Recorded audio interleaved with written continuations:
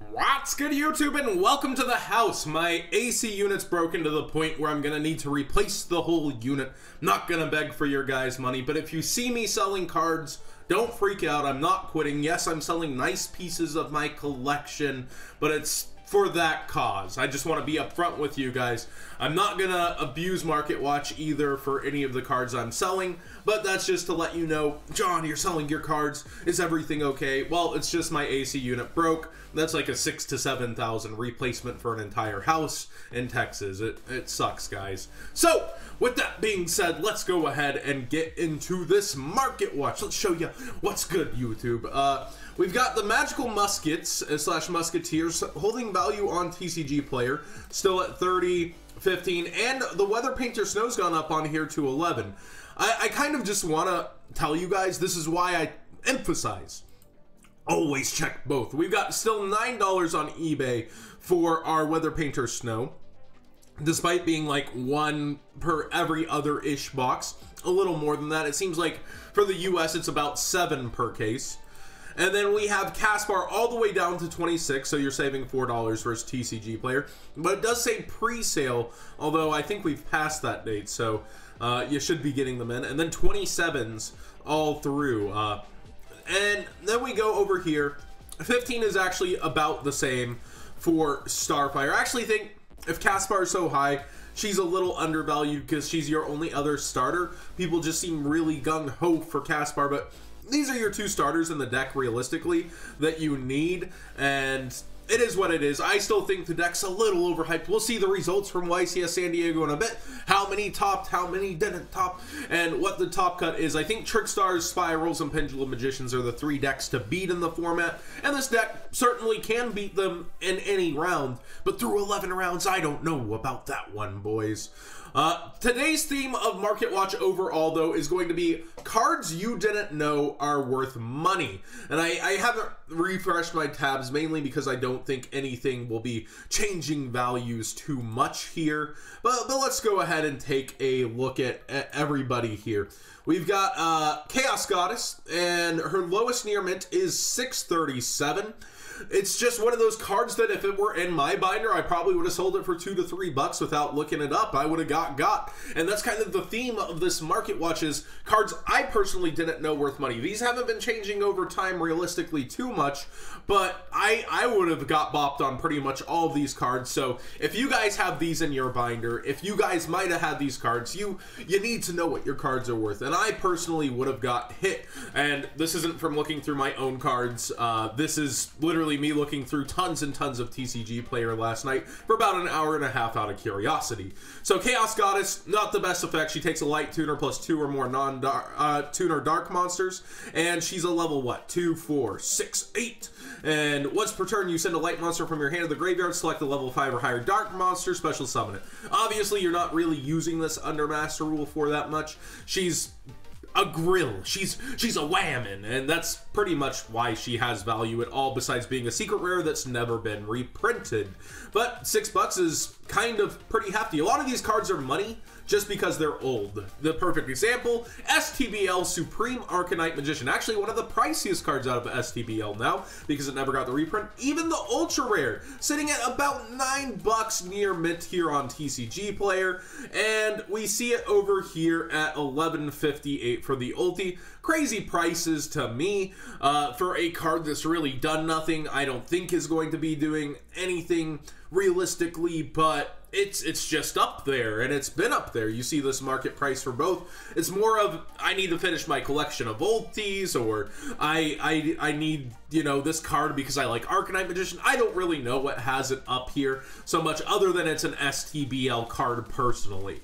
That would be my best guess. Now, a usable ultra rare that a lot of people really like, and I'm going to refresh this tab just in case. I don't think it's gone anywhere. Normal market price of $10.50, and I assume that's for the unlimiteds. We go and we see First Ed $11.50 actually too. So First or Unlim seem to fetch about the same price. I definitely pay 10 cents for that First Ed stamp upgrade, but Herald of Perfection, a long-time favorite of a lot of people. I know Alenteo's always loved this card. People hate to face it, people love to play with it, and I think it's just a long time favorite of many duelists, and that's why it's crept up over time to being $10. I would have thought it was like $6. I know it went way up at one point to like 18, 20 plus, but I can't believe it's still kind of holding a value at over $10. That's pretty crazy to me. And again, if I hadn't looked it up, I would have got bopped. Number 45 Lionheart. I would have let this go for $1. I would have really got. You see the near mint start at $375. Several sellers, both first and unlimited, the same price. Maybe this went up when Spirals came out. I actually don't know when it went up, because the price chart just has it even for a very long time. So I don't know when it actually became a card worth of value. Maybe out the gate, but it's a really good rank one. But it takes 3 level 1 monsters, so Spirals could have theoretically abused it under the quick fix being at 3. But this is just another card that, wow, it's you know, almost to that $5 range, and I had no clue at all. Actually, I think it might be the priciest card left out of Number Hunters, if I'm not mistaken. Let's just check that out real quick. Yep. Looks like he is fetching the highest price out of this set. That's a pretty bad set when your highest card is still fetching $4. Oh, man. Dark Sanctuary. I didn't know this was worth more than Lullaby of Obedience, and it is sitting at 525, 25, 20. The Dark Sanctuary, definitely a decent field spell by all means. You don't use it for this Destiny board stuff usually, but you use it for other things, such as stopping attacks. When an opponent's monster declares an attack, you toss a coin, result is head, negate the attack, and if you do inflict damage to your opponent equal to half the current attack. And it's only when an opponent's monster declares an attack, so you're not under this. I've been doing the live stream deck building challenges drunk before, and I would always I'd flip a coin for myself too, because I'm like, it's a field spell, it has to affect both players. But I think it's really cool. It's a good card overall, but it's not going to be meta, top tables, anything. It's one of Bakura's main cards. So $5 out of a duelist pack, not bad at all for a field spell here. Again, something I probably would have let go for 2 or 3. Madolche Magellan's been up there. I've known this one. It's like $14, even though it says market price of $11. I think the last 2 times we covered it, it's been $14. I just always like to bring this one up because it's an old super rare that's always just been worth that high value. People are fan favorites of Madolche's, and this never got a reprint. I'm looking at you, OTS pack, not Ultimate, please. We don't need a rarity upgrade. Give us a comment of this. Why not? Just toss it in there one of these days. Card Advance is a card I've known forever, and it's just been a $5 card for basically its whole life. And you see market price $5.88, $4.88 for the common. We see $4.13, but that's actually down just over time from low sales probably. But you see available is relatively low. Card Advance is just a hard card to get, and it allows you, I believe, an additional tribute summon and the ability to stack the deck. Let's go ahead and get its exact effect for you guys. Look up to 5 cards from the top of your deck, place them on top of the deck in any order. You can tribute summon a monster in addition to your normal summoner set this turn. So it's kind of breaking those rules before True Dracos of giving you that additional tribute summon. Of course, the True Dracos just do it way better, but this is generic, which is nice. Queen Dragon Djinn, just a super rare that never got a reprint, always been around that $5-ish mark. We see it at $4.49, $4.49, $4.80. If I hadn't looked this up, it's been there for a while, but I would have assumed that it had gone down. I probably would have said okay to 2 or 3, and it's always been up here. This is a card you need to know if you have it, if you come across it, if you're opening old packs and you pull it, you actually beat your value of the pack. We've got the Galaxy Eyes monsters. I did not know because they got a reprint. I thought its value tanked. The Jump promo, of course, has been sitting around 10. It's hard for any Jump promo to go under 10. But $4.64 for the Secret, but also $4.30 for the Super. So you're telling me the higher rarity is actually only 30 more cents. But Out of Dimensional Guardians, that pretty trashy set, Galaxy Eyes Cypher Dragon Super, I think started out really low. And now we see it at 4.30s. That is crazy to me. That's just, it's almost the same price as the Secret, and that's a card I had no idea was at this value. White Dragon Ninja, I wouldn't think was worth anything anymore, but now whenever something's old, its quantity can just be so low that it's up there. $5. You got another $5 card here that I wouldn't have thought is worth anything because it hasn't done anything in years. Order of Chaos cannot be special summoned except with a ninjutsu art. How many of those are running around? Spell and trap cards you control can't be destroyed by card effects. I feel like that new Dark Magician fusion does it a little better.